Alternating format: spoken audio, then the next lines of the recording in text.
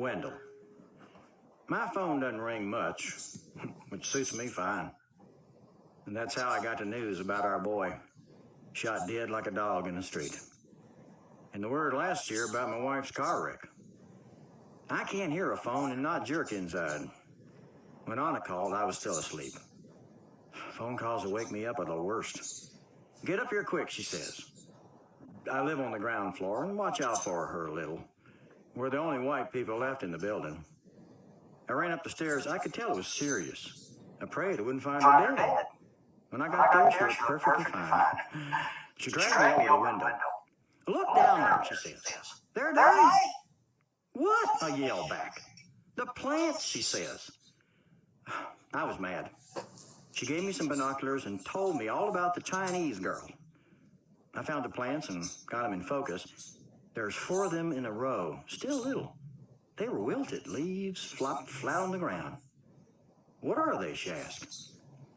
Some kind of beans. And I grew up on a little farm in Kentucky. But she's planting way too early. She's lucky those seeds came up. But they did, says Anna, and it's up to us to save them. It was a weekend in May and hot. You'd have thought that those beans were hers. They needed water, especially in that heat. She said the girl hadn't come in 4 days. Sick, probably, or gone out of town. Anna twisted her ankle and couldn't manage the stairs. She pointed to a pitcher. Fill that up and soak 'em good, quick now. School janitors take too much bossing all week to listen to an extra helping on weekends. I stared at her one long moment, then took my time about filling the pitcher. I walked downstairs into the lot and found the girl's plants. You don't plant beans till the weather's hot. Then I saw what had kept her seeds from freezing. The refrigerator in front of them had bounced the sunlight back on the soil, heating it up like an oven. I bent down and gave the dirt a feel. It's hard-packed and light-colored. I studied the plants. Leaves shaped like spades in a deck of cards. Definitely beans. I scratched up a ring of dirt around the first plant to hold the water on any rain that fell. I picked up the pitcher and poured the water slowly. Then I heard something move and spun around. The girl was there, stone still 10 feet away, holding her own water jar. She hadn't seen me behind the refrigerator. She looked afraid for her life. Maybe she thought I'd jump up and grab her. I gave her a smile and showed her that I was just giving her plants some water. This made her eyes go even bigger. I stood up slowly and backed away. I smiled again. She watched me leave. We never spoke one word. I walked back there that evening and checked on the beans. They'd picked themselves up and were looking fine. I saw that she'd made a circle of dirt around the other 3 plants. Out of nowhere, the words from the Bible came into my head. And a child shall lead them. I didn't know why at first. Then I did. There's plenty about my life I can't change. Can't bring the dead back to life on this earth. Can't make the world loving and kind. Can't change myself into a millionaire, but a patch of ground in this trashy lot, I can change that. Can change it big. Better to put my time into that than moaning about the other all day.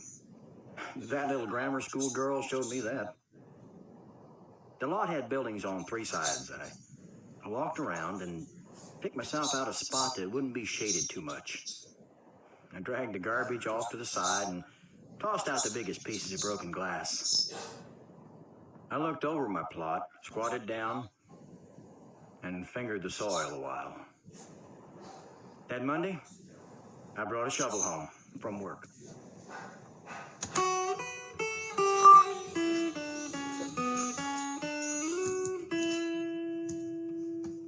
Gonzalo, the older you are, the younger you get when you move to the United States. They don't teach you that equation in school. Big brain Mr. Smooth, my 8th grade math teacher, hasn't even heard of it. It's not a gateway to algebra. It's Garcia's equation. I am the Garcia. 2 years after my father and I moved here from Guatemala, I could speak English. I learned it on the playground and watching lots of TV. Don't believe what people say. Cartoon make you smart. But my father, he worked all day in the kitchen with Mexican and Salvadorans. His English was worse than a kindergartner's. He would only buy food at the bodega down the block. Outside of there, he lowered his eyes and tried to get by on mumbles and smiles. He didn't want strangers to hear his mistakes, so he used me.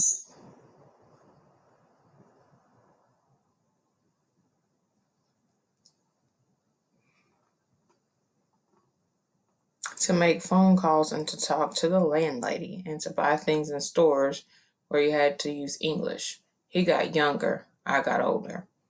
Then my younger brothers and mother and Tio Juan, her uncle, came north and joined us. Tio Juan was the oldest man in his pueblo, but here became a little baby. He'd been a farmer, but here he couldn't work. He couldn't sit out in the plaza and talk. There aren't any plazas here. And if you sit out in public, some gang driving by might use you for target practice. He couldn't understand TV, so he wandered around the apartment all day, in and out of rooms, talking to himself just like a kid in diapers. One morning, he wandered outside and down the street. My mother practically fainted.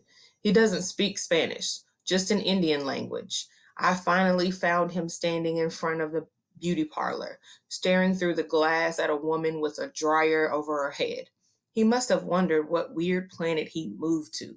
I led him home, holding his hand, the way you would with a 3-year-old. Since then, I supposed to babysit him after school. One afternoon, I was watching TV, getting smart on the Brady Bunch. Suddenly, I looked up. He was gone. I checked the halls on all 5 floors of the apartment house.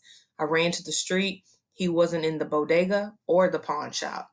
I called his name, imagining my mother's face when she found out he'd fallen through a manhole or been run over. I turned the corner, looking for the white straw hat he always wore. 2 blocks down, I spotted it.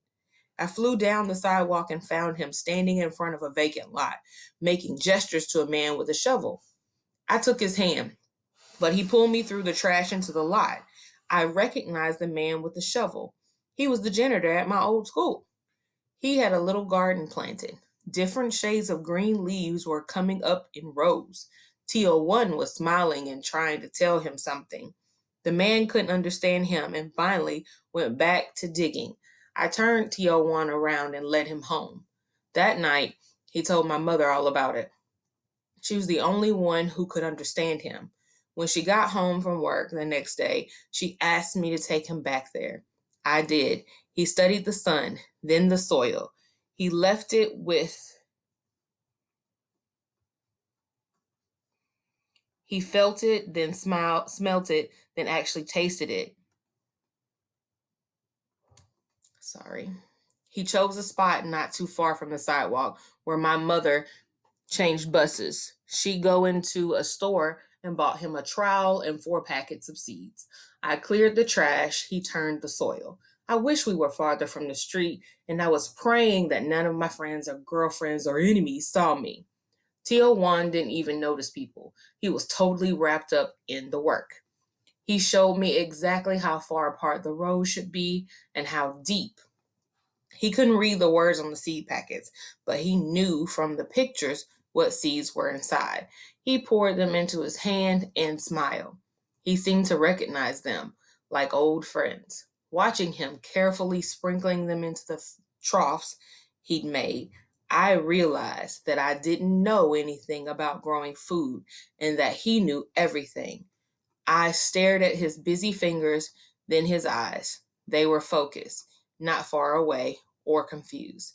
He changed from a baby back into a man.